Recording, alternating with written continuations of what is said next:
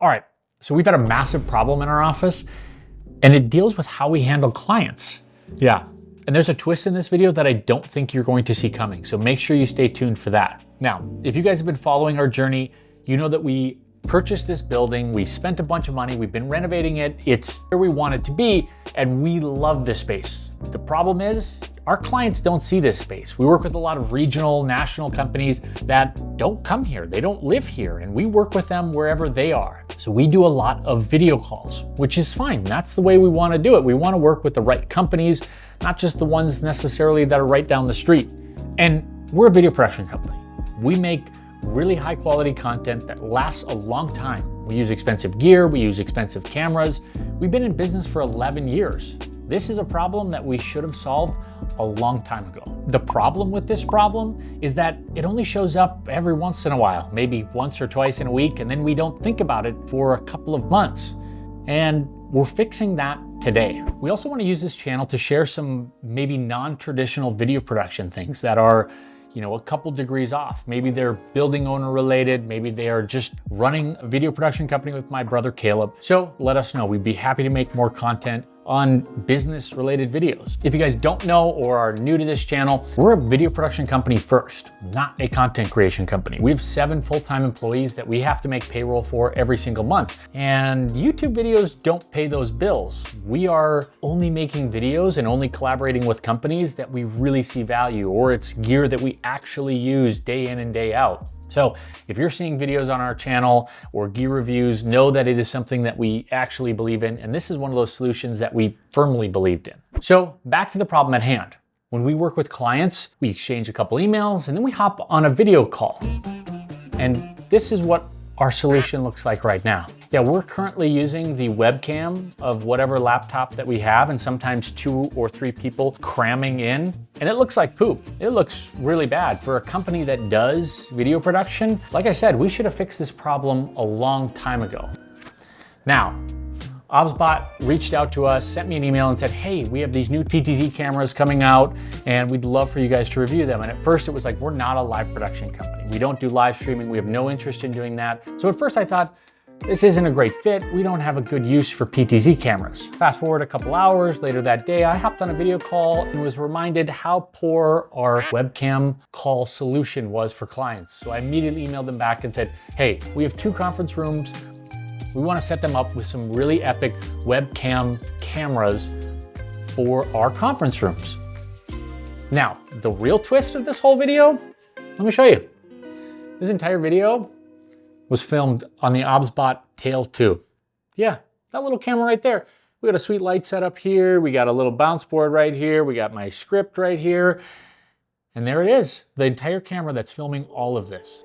Not only does it look good, it comes with some really cool features that I wasn't expecting. These have built-in AI auto tracking, which is very cool, but they also have a battery built in, which was very surprising for a PTZ camera. It's kind of a cool little feature. Now, if we're on a conference call with clients, we can actually take that camera right off of the mount, wherever it's at in the conference rooms. We generally have it under the TV over here. We could walk them around, we could show them our office, but we could also take that camera and walk back to the studio and show them the set that we're building for them, or show them the product that we have set up back there, and give them a full tour of our office without having to worry about how we're gonna power the webcam or walk around with a laptop turned around. And it's just little things like that that kind of take this camera to the next level. I will be the first to admit, I don't know a lot about PTZ cameras. Luckily for you, Adam on our team does know a lot about them. So I'm gonna let Adam take it away from here. Well, you heard about it from Keenan, but I'd like to give you more in-depth details on the OBSbot Tail 2. Luckily, I've got one right here.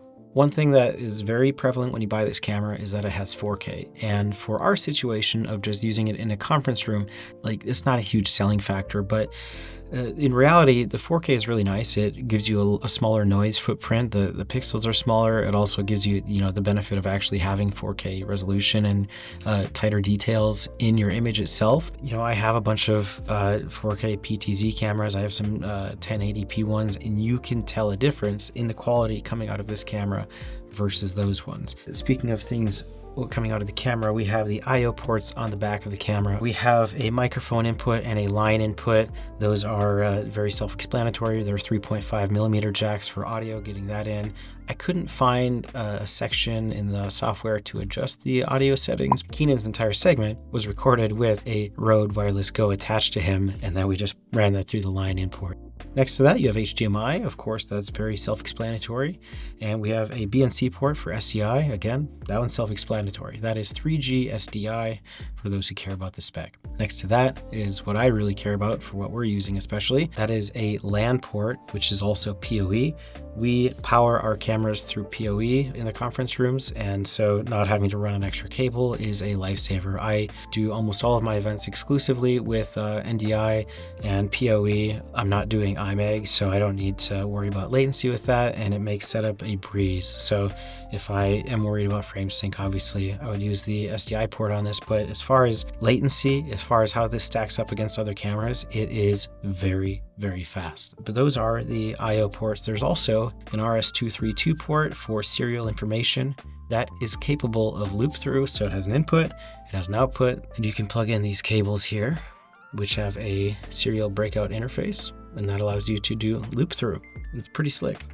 Finally, on the back of the device, we have two USB-C ports. One of them is for power and the other one is for connectivity. You also have this nice little power button right here. When you press and hold that, it will turn on the camera. And on the front of the camera, you will see the LED indicators on the bottom here. Those indicate your battery level and of course the power indication. And then we have an LED bar. And that basically indicates what the different mode it's in is and what it's doing at the time. So if you enable gesture control, it will blink in a certain way to let you know that you've enabled that. Or if you want to like zoom in using a gesture, it will again set a different color across that bar and a different flash to let you know what you're doing.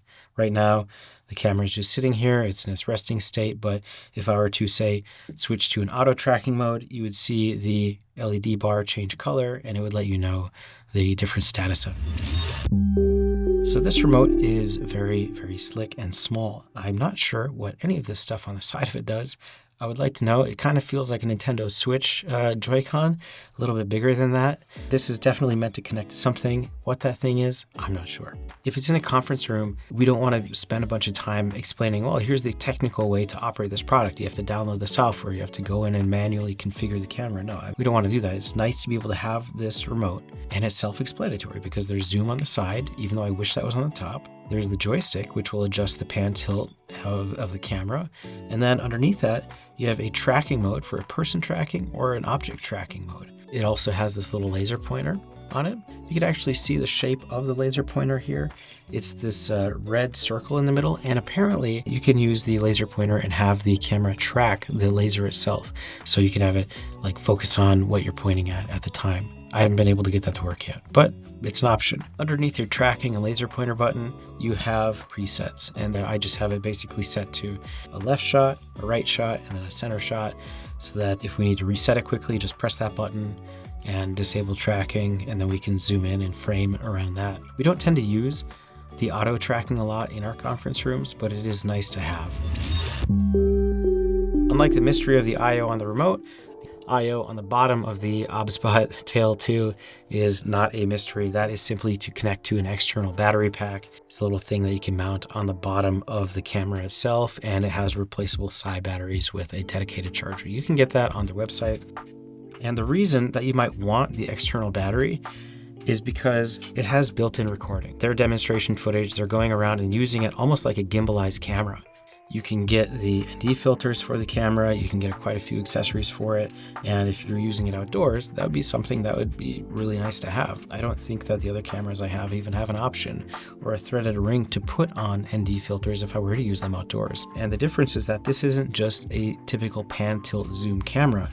This has another axis. The lens itself is moving when I rotate here. So it will continuously adjust so that the picture is always flat. It'll give you an extra layer of stability as you go and produce your events and whatnots. So overall, I am very impressed by especially the optics in this.